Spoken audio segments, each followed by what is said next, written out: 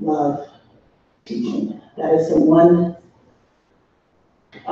place, one time I am comfortable in my own skin. Teaching.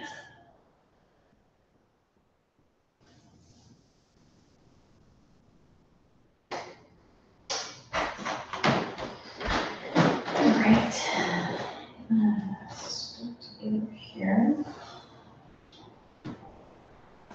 My neck is so creaky, and it just like crackles. Oh yeah. Oh my gosh.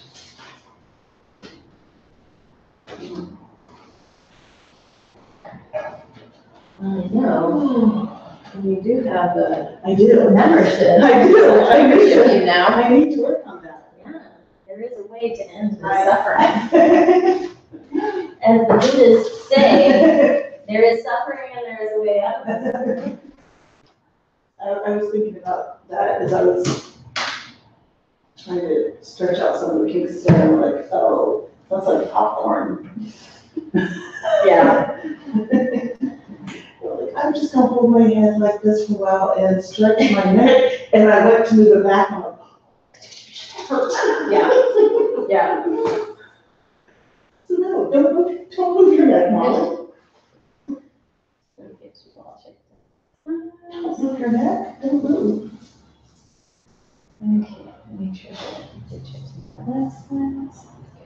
Are you done?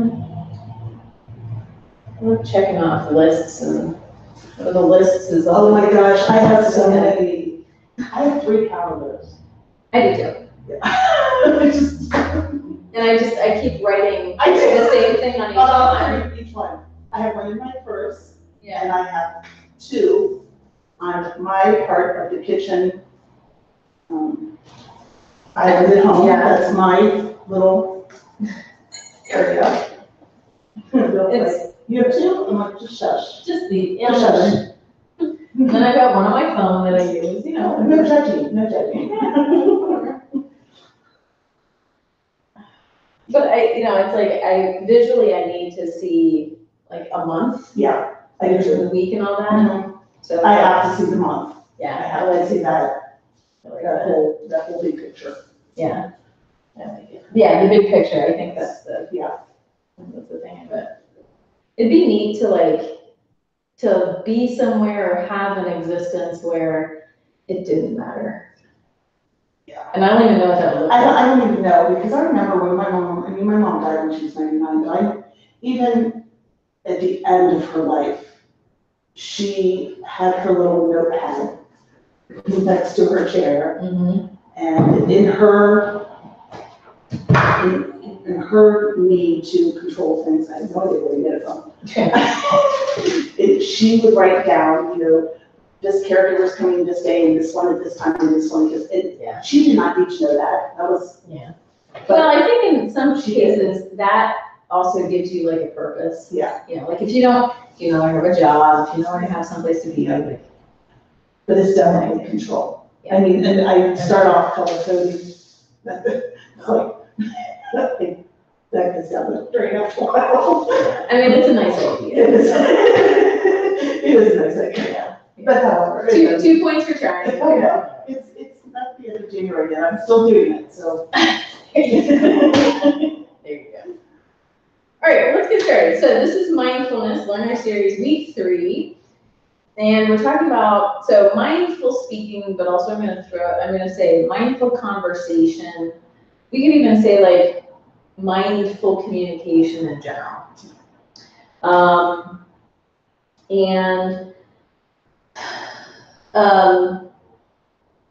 rule of communication, verbal communication primarily, that we learn, like as managers going through management training type things, we learn this. But also, I don't know if you ever read Carnegie's book, How to Win Friends and Influence People. Yeah.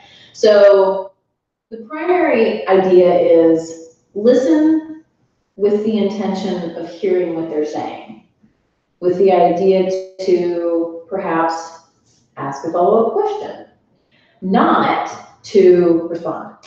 So that thing in your head that pops up that's like, oh yeah, I gotta remember to say this thing about the thing that happened to me that one time. That's nice, maybe you will have a moment to talk about that. But the idea when somebody else is speaking is to be connected to them, hear what they're saying, and think about, can I ask a question? What can I do with what they're saying? And this for me, and I'll be very honest, so mindful speaking is arguably the hardest thing from my practice of mindfulness in general. I find that I'm usually saying, daily, almost in every conversation, there's something that I say that I'm like, as it's coming out of my mouth, I'm like, why am I even saying this? I can't, and I even think to myself, like, this needs to stop. Can I stop this? And it just pours out. And so my mindfulness practice is 90% related to me speaking. Everything else is just sort of like maintenance, like getting an oil change, things like that. But truly practicing speaking, that's my main thing.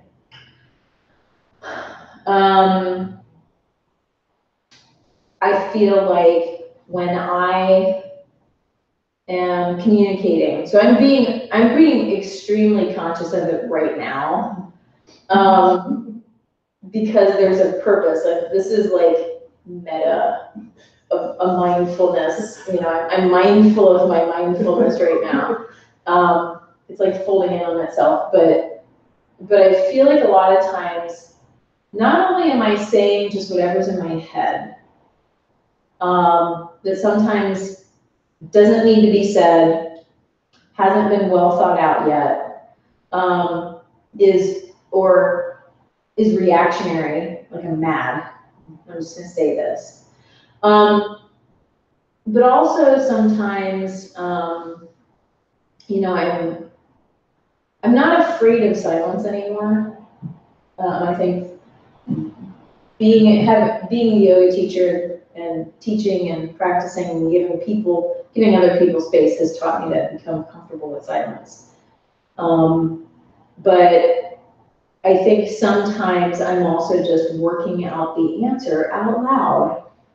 And a lot of times that's not necessary, and it confuses the people that I'm talking to, because I remember, communicating with my mom, even before my mom had dementia, she was always very hard to communicate with. She would start in the middle of sentences or start talking and you're like, is this a question? What am I supposed to do with what you're saying? Because a lot of times, when you're talking to somebody, you'll say like, hey, I've got a question for you. So you start with telling the person essentially, this is what we're doing. And so, I find myself wondering like, am I just as confusing to talk to as my mom? Oh my God. So the practice for me, and I think I've said this before, is adding time.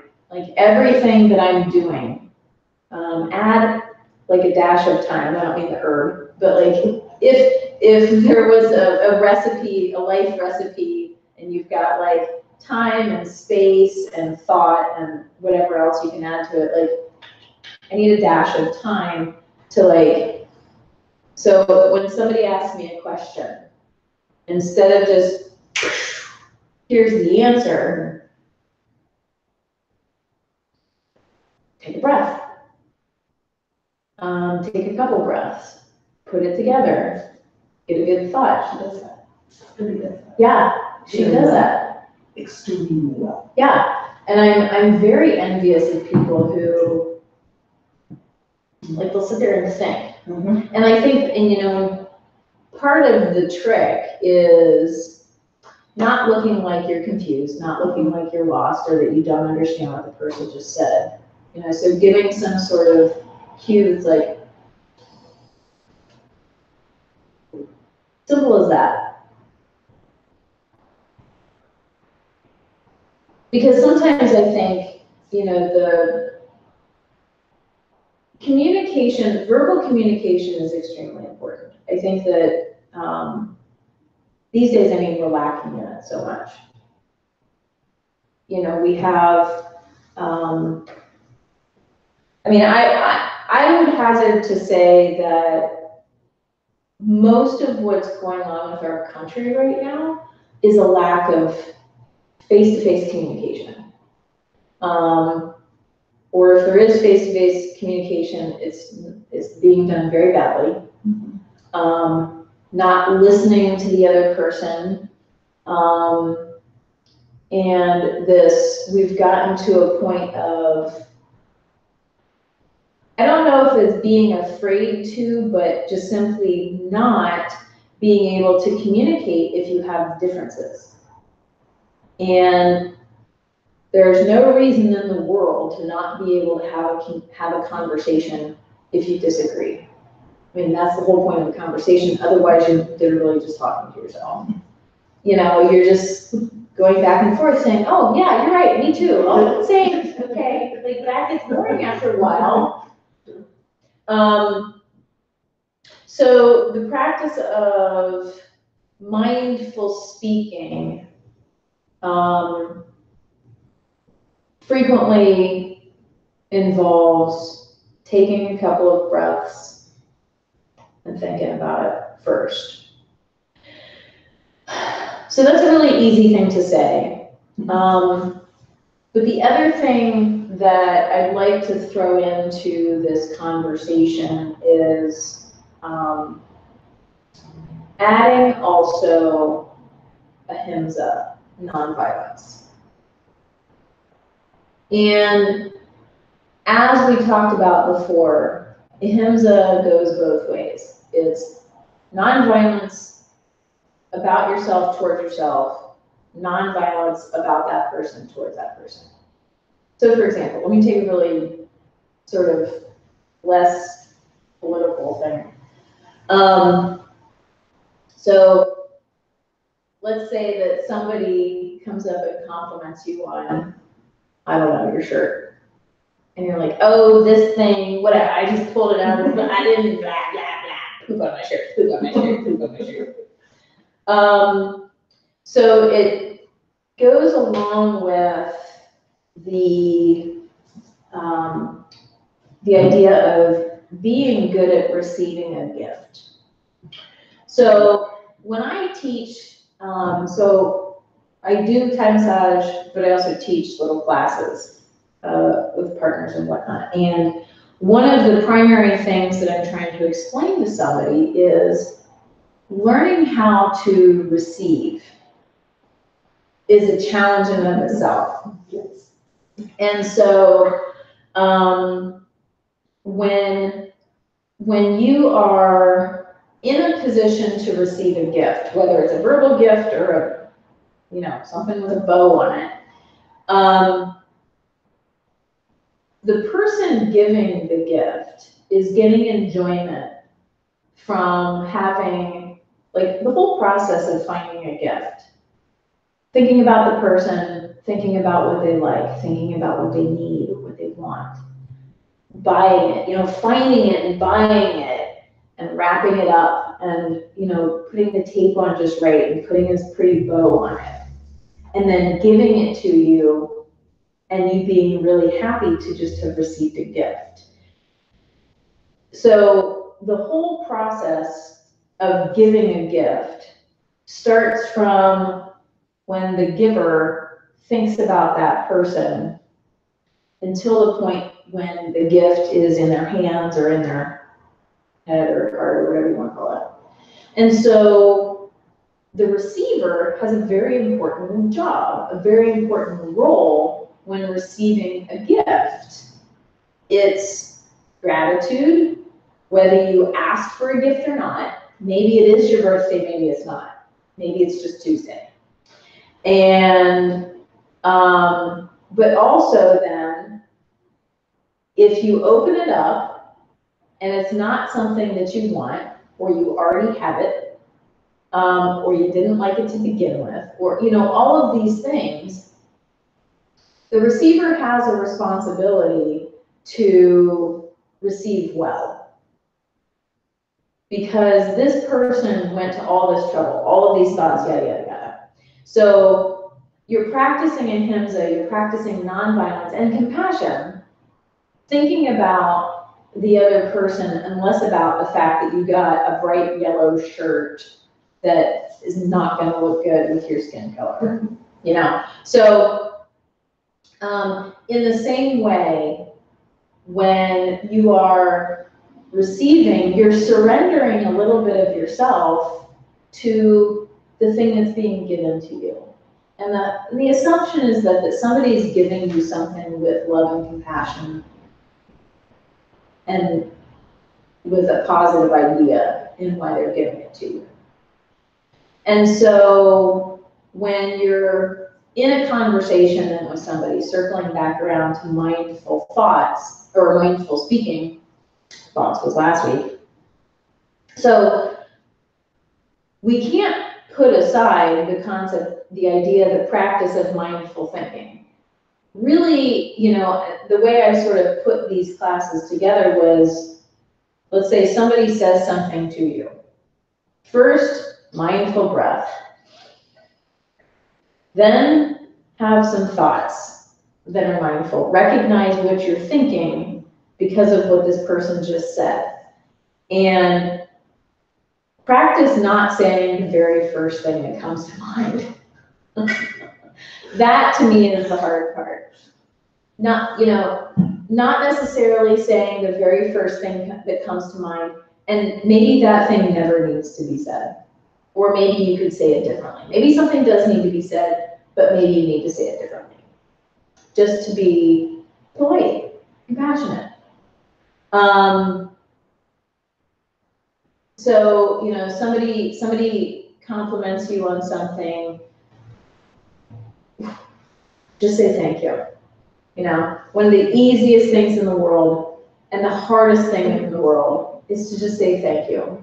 Or, for example, there's this great book that that somebody suggested that I get, because I'm also really bad when people are grieving or crying. Oh my God, I don't know what to do with a crying person. Somebody comes to you talking about their pet that died, or their parent that died, or a family member, or a loved one, or something that's died. Oh my God, what do I do? Sometimes just say sorry. You know, don't talk about your dead cat, or your dead dog, or your dead mom, or father, or whatever. You know, this is their moment. You know, don't steal their thunder or grief. And so that's also a great moment for just pausing for a moment and doing a double check on that thought of, oh yeah, I experienced that same thing with my mom. How about we can wait and talk about that later? And how about instead we say, I'm sorry, or ask a question? Because frequently, if somebody doesn't want to talk about it, they wouldn't have said something to begin with. You know, and if, you know, sometimes, I mean, we've both experienced grief and lost mothers and things like that. So, you know, when sharing your grief with someone, I think it's, unless you've experienced really serious grief, you can't really know that sometimes the person actually just wants to talk about normal things about that person. You know, like, I was never upset when somebody said, this goes back to like the fact that I leave my journal out. If people want to ask a question, fine. You know, just be prepared that I'm going to answer honestly, right? So when people would ask about my mom, or people who didn't know that my mom had dementia at the time, you know, oh, how's your mom? Well, she has dementia, you know, yeah. And so, but when my mom died though, and people were asking, you know, how I was doing, I was like, you know, it actually is really hard. But I would tell them, like, truthfully how I felt. Because if they're gonna bother to ask the question, I'm gonna give them a truthful answer. Because also, our responses and our answers to people's questions, they're helpful. They provide information. And it's almost, not that it's necessarily the responsibility of the person responding, but it kind of is like, if somebody's gonna ask you how you're doing, and then you're just like, fine, there's also like an awkward spot after that that's like, well, I guess that was just shut down. Nothing, okay. Somebody else. Yeah, sorry. Yeah. I'll check myself before I ask again. Right, exactly. So there's all this stuff with like mindful communication, mindful speaking that goes, that is sort of like the responsibility of both parties. For example, if you don't want to hear fine, or if you don't want to hear the truth, then don't ask how you doing. How about just like, hey, hi, hi there, simple as that.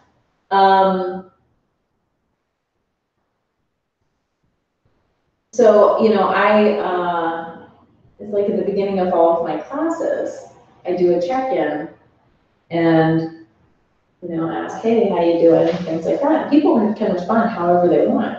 And I've got a couple students who always just respond with fine.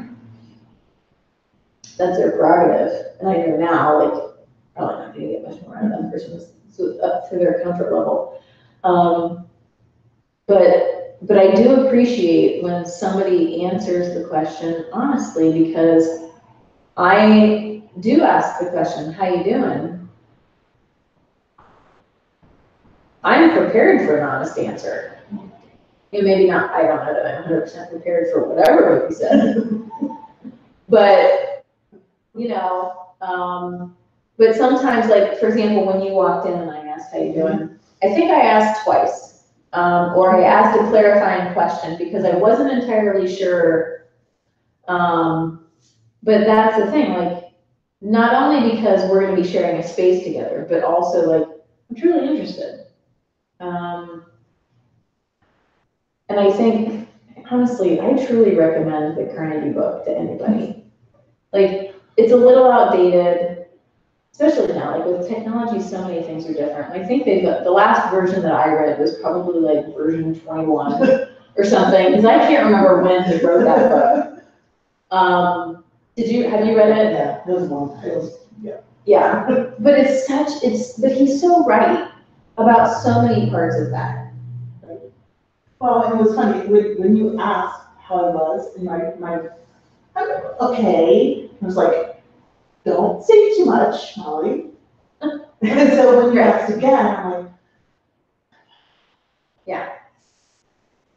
Okay, it's a safe place. I can answer her questions. Yeah. And that, you know, that's a valid point. Like, you know, you, as the responder, you pick and choose who you're gonna give a full answer to. And I think sometimes, like, you know, your first response of like, I'm okay, like, that's a very honest answer that's outside of the norm of, well, fine, you know, or great, like, complete bullshit, you know. I'm just fantastic. Yeah. And that's the thing. I think that is, you know, we've gotten to a point in our culture where we don't know how to handle people who are having emotions other than this sort of like false normal happiness. And although I do believe that happiness is the goal of life, being happy, whatever your definition of happiness is, I believe that is the goal or the purpose. But you know, that's sort of like medium here. That's like status quo, and like, but Tuesday happened, and then Thursday happened, and and then the weekend happened, and then Monday happened. And so you're always just sort of trying to get back to middle.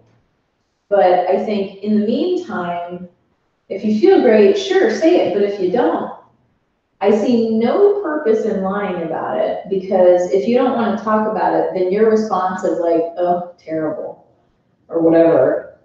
I think that's enough. Like if somebody wants to know more, they'll ask. Right. And if they're put off and they're like, oh shit, I'm not gonna ask them. Oh, shoot, third. Yeah, I opened that door. right. Close it. Yeah, shut that door. Then they can be like, oh God, I'm sorry, and not ask a question. Or if they want, like, oh my God, really, why is it so terrible? There we go.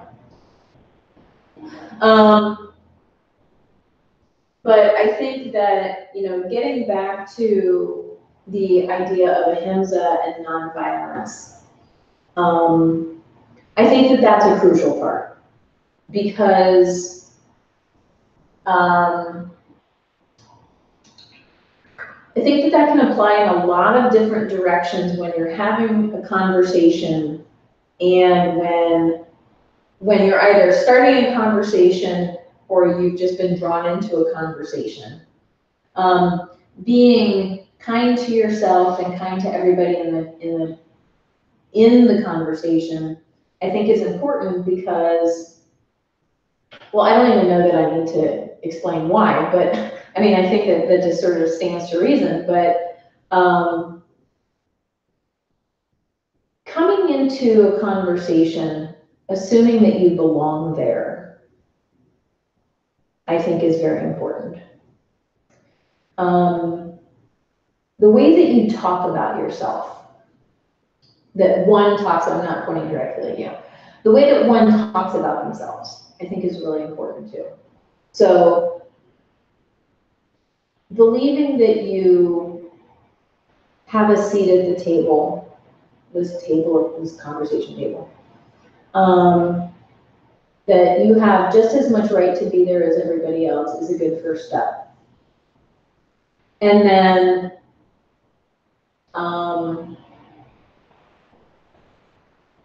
being very mindful of how you talk about yourself internally. So last week we talked about mindful thoughts, and I think that I'm gonna connect that with like internal dialogue, but the same way that, trying not to make those thoughts, well, try to soften those thoughts to begin with, but also making sure that those words don't come out of your mouth.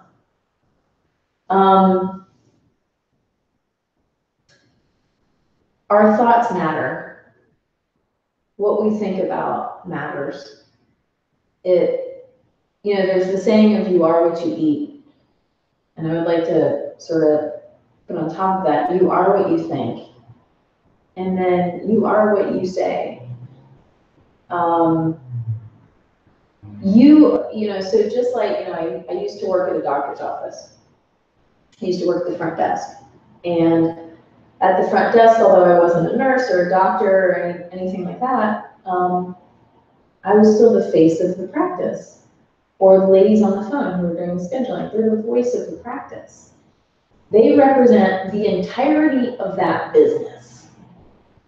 So for me, I mean, this is ridiculous to say, but I represent who I am.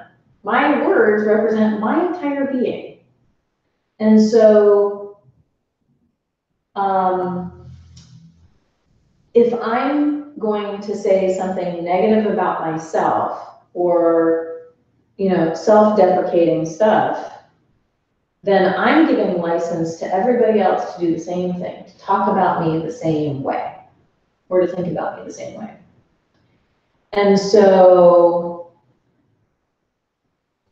if you are still struggling with self-esteem, self-confidence, being able to, honestly believe the nice things about yourself or whatever, then do make sure you're doing a double breath before saying anything about yourself, to make sure that you're being mindful of how, like what you're saying. Would you say those same things about somebody else, for example? What if, I mean, all of these words, we were talking about can't and try and all of those things. But even more so, like, because I truly believe, like, if you say I can't, you never will. I mean, I said that to a girl in class once, to one of my students, I should say a woman, I'm sorry, to one of my students. She just would always say, we would do these specific movements. She's like, I can't do that. I'm like, well, then you never will. Simple as that, because your words are defining you, and what you say out loud, your mind is going to believe that. And so, these other things, like if women that call themselves fat, and stupid, oh, I'm so stupid, I did this thing, I'm so stupid. Or, God, I'm a dummy, things like that.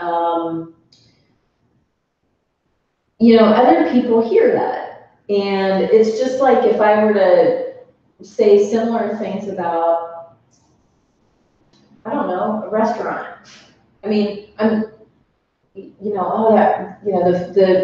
like leaving a review of another place. You're leaving a review of yourself. I'm fat and stupid. Well, she said it, I didn't. Must be true. And, so the idea that the practice of fake it till you make it. One of my favorite TED Talks is this. There's if you Google, or not if you Google, if you go on to TED and you search for the word compassion, you'll find all of my favorite talks. And there's this one by this old yogi. He's in all these, I can't even remember if they were white, I think they were white robes or whatever, and he's talking, he's in an outside, it's like a pergola type thing in like Massachusetts. There's I think there's a rainbow, I don't know that it's a rainbow flag, but there's something around him, and in the background is, I don't know if it's Harvard or it's some universities behind him, but anyway, he's talking about compassion just in general. But one of the things that he talks about is fake it till you make it. He's talking about compassion. He's talking about the way that you talk and the way that you communicate and practicing compassion. And one of the things that he says is, it's like when learning to ride a bicycle, the way that you learn is by riding a bicycle. The way that you learn how to swim is not by flapping around on your mattress, is by jumping in water. And so to practice compassion, to practice mindful speaking or mindfulness in general, you simply just do it. And if you don't believe the words that you're saying, you just keep on saying them until you finally have Stockholmed yourself into believing that you're not fat. Pick a different word, And so part of mindfulness, as we talked about last week with mindful thoughts, is detaching the I. And taking away, because a lot of times when we use I phrases, there's judgment in there. I'm stupid, I'm fat, I can't possibly do that job, I'm not good enough. What else? There's a ton of things. And so if you can reframe those thoughts and reevaluate the words that you say. So maybe you're overweight. Maybe you made a mistake. You're not stupid, you made a mistake. There's two different feelings right there, right? Because making a mistake is probably the truth. Being stupid is a little overdramatic and not accurate there. And saying, oh, I need to exercise more is a lot nicer than saying I'm fat. I need to be more mindful of the calorie intake than I'm fat. And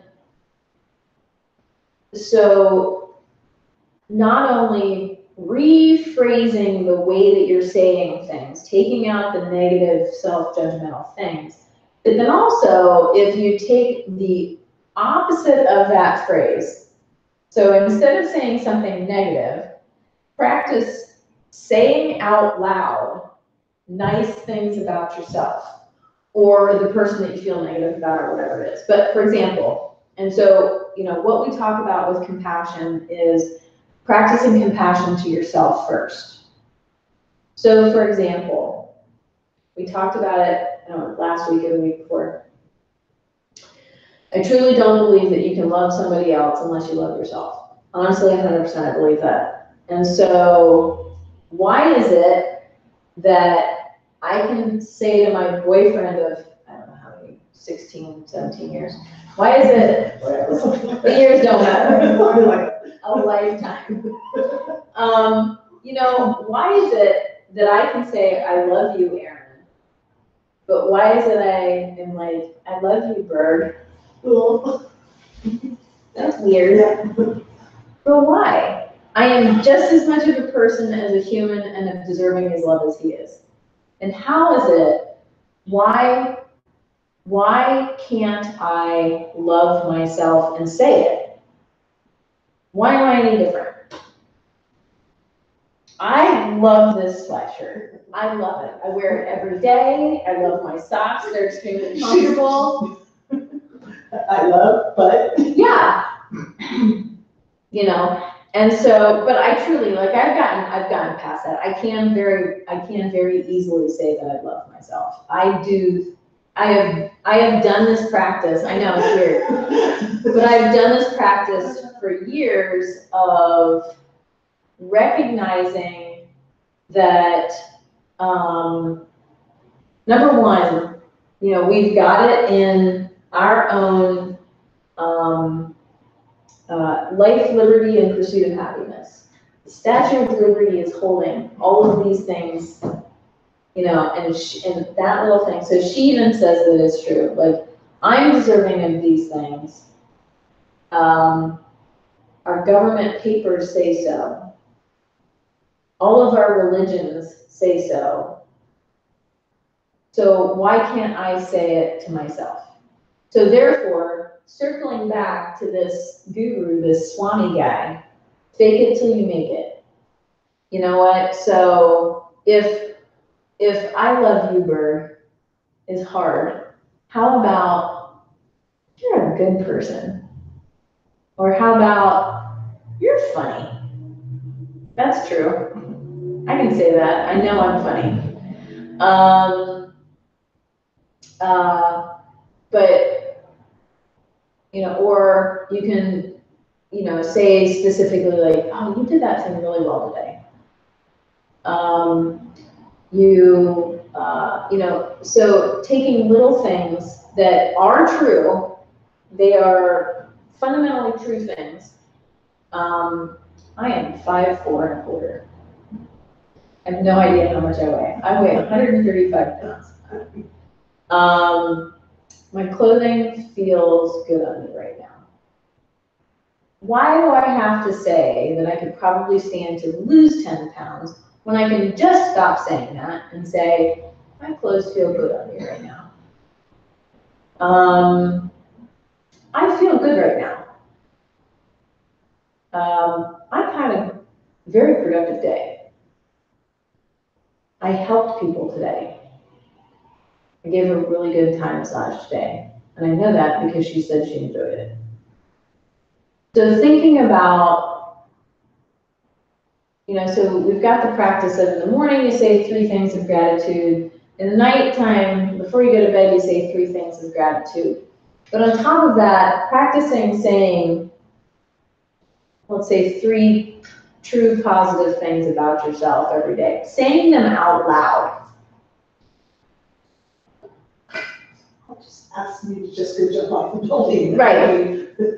Yes. It's comparable. Yeah, or practice flying. Yeah. So, I made up that space. Yeah, so that I think is a very important practice, because then you can understand what it's like. Then it means so much more when you say it to somebody else, because then you understand, like, it's hard for me to take a compliment. I'm not good at it. I'm the one that, like, somebody gives me a compliment and this is what I do. I literally do that. I hate getting a compliment. And so, so even just practicing hearing something positive about yourself makes you a better communicator, makes you a better, I don't want to say the word lover, that's not what I hate that word anyway, but makes you better at loving others and feeling compassion for others and saying nice things to others. And then in turn, makes you better at receiving compassion and love from others. Because you know what it feels like. You know what it feels like to receive that.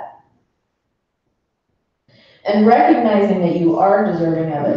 One of my favorite poems, I have it completely memorized, and I actually even just said it tonight at the end of class, but so I've got this book that my grandmother gave me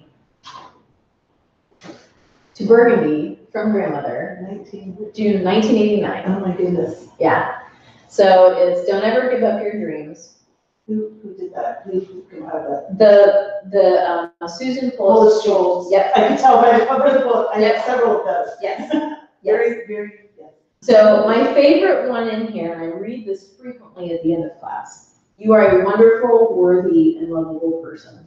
Appreciate that about yourself. No one ever has been or ever will be quite like you. You are an individual, an original, and all those things that make you uniquely you are deserving of love and praise. I love this poem. And not only do I enjoy reading it to other people, but I enjoy reading it for myself. Like these words to me, because I know, number one, my grandmother gave me this book. So in fact, these words are to me to begin with. But it's a good reminder that if you say this to yourself, so if I switch the words up, I am a wonderful, worthy, and lovable person. Can you say those words right now? Appreciate that. I appreciate that about myself. No one ever has been or ever will be quite like me. I am an individual. I am an original. And all those things that make me uniquely me are deserving of love and praise. And at this point in my life right now, I believe 100% everything that says. And that's a good practice.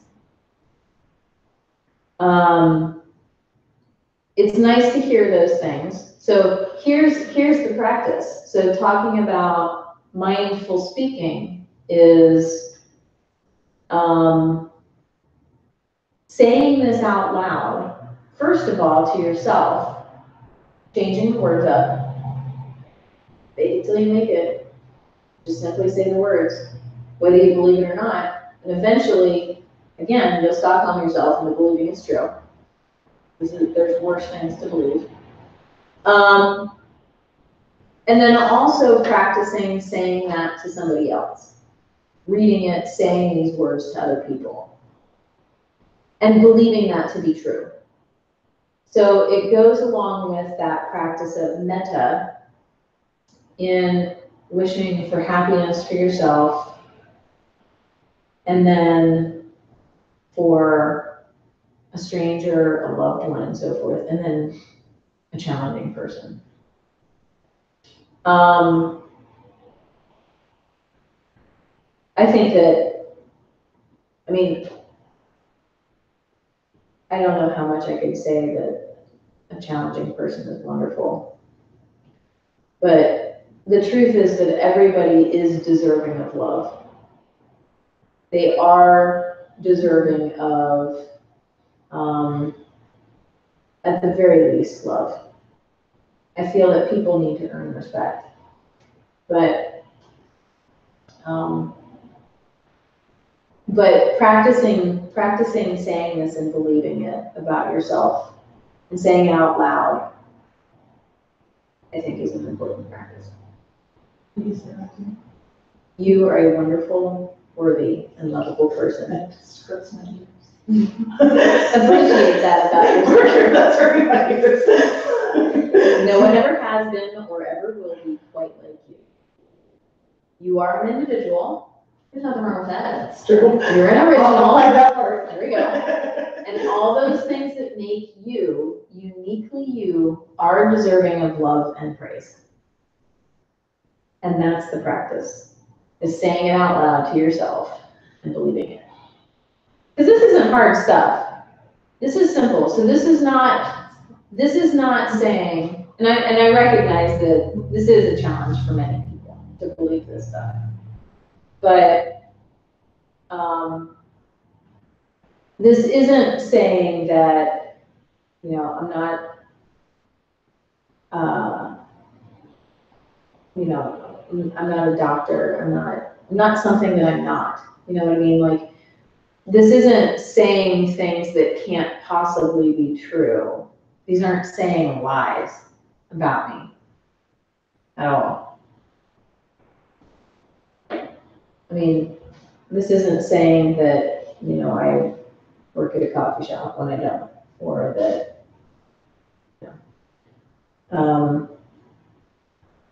you're tall and, slender. No, that's not true. No, I'm just a wonderful, worthy, and lovable person. So, this type of mindful speaking and mindful conversation is a good way to start. Simple, not easy.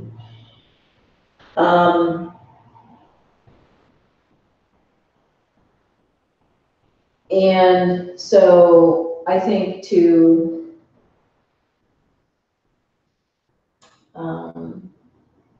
reiterate, bring it all together. When having a conversation, when speaking out loud, number one, breathe. First step, breathe. 1 breath, 10 breaths if you need to. And the breath itself creates time and space or distance. Because I think, when going to respond to something or saying something, even not as a response, as an initiator, taking a few breaths, clocking some time, and distance from the receiver is important in giving you the time, giving you the opportunity to say what you really mean. And say it clearly. And say it so that you don't regret having said it. So another side of this is, even before you, respond to something that you feel very passionate about, making sure that you're not saying something that's confusing. I repeat things numerous times. The problem with being a teacher, having been a manager, is what you're always taught is tell them what you're going to teach them, teach the thing, and then tell them what you just taught them. So I repeat things over and over because I just want to make sure that you understand what I just told you, right? So, yeah, and so a lot of times people are like, oh God, is she ever going to stop talking?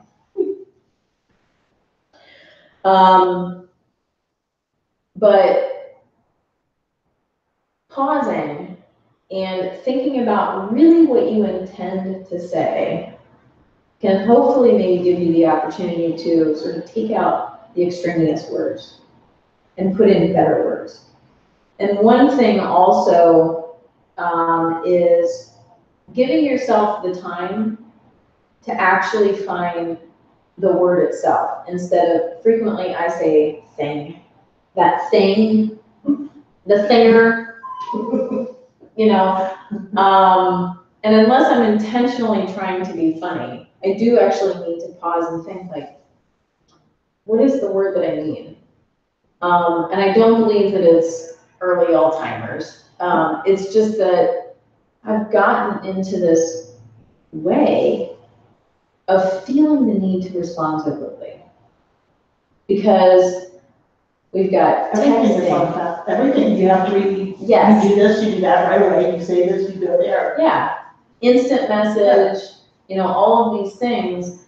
We no longer have this culture of you get a letter in the mail and you read it 100 times and try to figure out what they really meant to say. And then you write a letter and then you reread it 100 times before putting it in the mail. Yeah, or maybe you just burn it because really that was not what you should have said. You know, Just pause. right, exactly. You know, so we just don't have those things built into communication anymore. And even worse, we've got something like Skype, where now people can see your facial reactions to what you just said. So instead of being like, oh my God, that's so great, they can see your fake face. Yeah. There's really no, and you know, and it's funny because I think that with the way that all of our forms of communication have, it's sort of either, it's one extreme or the other. Either you're completely on camera and there's no hiding what your true feelings are, or a text message or something even worse like Facebook, where you can't use any sort of like italics or anything. All intention is lost. You know, we've got people who are typing in all caps, so they look like they're yelling at you. Shouting. Right, you're shouting. Yeah. Like, You can't hear me, there's You're no not. sound involved. yeah, I just like cap locks is over, sorry, you know. But, you know, so much is lost in the text. I can't even tell you how many times, like, I've read a text from somebody in my own voice, in my own sassiness, and they're like, Bert, that is not what I meant at all. Oh my God. You know, like, I meant to put a comma there. I'm sorry. You know, commas matter. Let's eat, Grandma. Let's eat, Grandma. Yeah. Yeah. So, you know, and that's why I think that spoken conversation is so important, and I wish we did it more.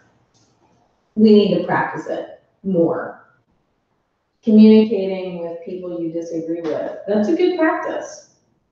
I don't necessarily think that you have to hop into a first conversation about one of the top 5, you know, like religion, politics, abortion, you know, all of these things, whatever, like pick the things. But I don't know, I mean, like, I've never been afraid to talk about my beliefs, spiritual beliefs, political beliefs, or whatever.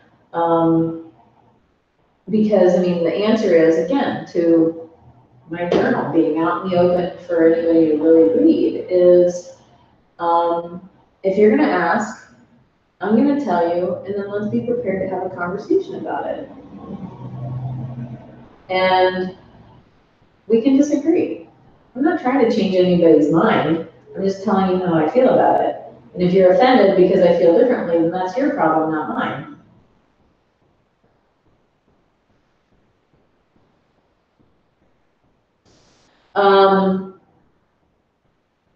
Any thoughts, comments? It's a lot. That's also what I'm doing on Facebook for a while. Good for you. Facebook's tough. This whole thing with the March for Life and then the creeds and. Yeah. Stupid as a Catholic, I can say that, the stupid Catholics who are just like, oh no, they're Catholic boys, so they must be good and perfect. So it doesn't matter what they did. Yeah. So I can't. Yeah. So I'm giving myself 6 weeks off. I did Wow. this in the fall. I did it in the fall, Good for you. and I made it through the 6 weeks. And I thought it was gonna be really hard. It's nice. It really was, but I did tell people, because that's the only contact I have with some friends from college, some friends with high school. Yeah. That you can always Yes. message me. And that's the nice thing, that Facebook now changed, they have the Messenger app is separate. Yes. So that, So I that don't is have like, to, yeah. And I mean, it was hard to be like, well, what's going on in the world? and that's the funny thing, is that it's not a news feed. Right. It's your bubble of people Yeah. are feeding you Mhm. this stuff, you know. I just can't, my own, You can seek out the world in other ways. Yeah. You know. for my own sanity, I just have to walk away from it for a while. Yeah. Talk about mindful speech. Yeah. Yeah. Oh my goodness. Yeah. And it's, you know, and it's, I personally think that taking time off from technology, Facebook, social media, that's a form of self-care for sure. Because I feel, I mean, there are things, I have unfollowed a bunch of people. I love ya, but I can't handle it. I can't see your words every day. Right. And how you feel about Everything, anything, yeah. I mean, so, and there's, you know, when it comes to social media, like, it's, I mean, we've got freedom of speech, freedom of expression, but I also have the freedom to not have to listen to that or read that, you know? So, and I feel like if we're friends enough, you'll tell me about your life some other way. We lived without Facebook for so long. I think we can do it without it. So, Yeah. next week 4, mindful movements. Hmm. So this is going to be fun and interesting. Yeah. So no need to necessarily, you can wear comfortable clothing, but no need, we're not going to be doing like yoga poses and all that stuff, but we're going to practice some mindful movements in all different kinds of ways. And yeah, and talking about moving with intention.